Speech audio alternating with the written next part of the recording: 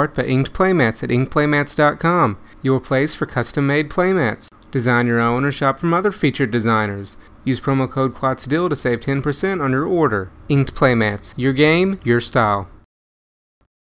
To do on their website, and come join us for a fun, friendly F&M environment.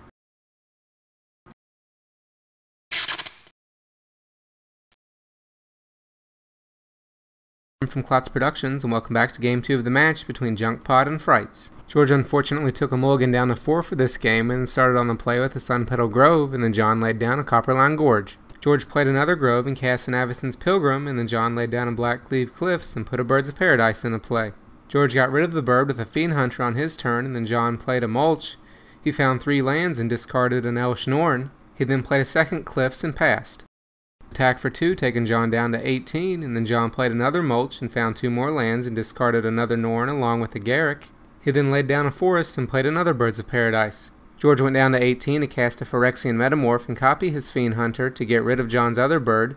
He then attacked for 2 more, taking John to 16. John laid down a Shimmering Grotto and flashed back a Lingering Souls on his turn to get himself 2 spirits. George played a Birds of Paradise of his own on his turn and then attacked with his 2 Fiend Hunters, which John decided to take, going down to 14. On John's next turn, he laid down a Gavney Township and then played a Garrick Primal Hunter and used him to get himself a Beast token. George played a Wormcoil Engine on his turn and then passed without attacking. Then John used his Garrick to make himself another Beast token. He then played another Lingering Souls and flashed it back to get himself 4 more spirits. George laid down a Woodland Cemetery and then attacked with his Wormcoil Engine, which John chump blocked with one of his spirits, taking George up to 24. John laid down a Swamp and played another Birds of Paradise and then got himself another Beast token.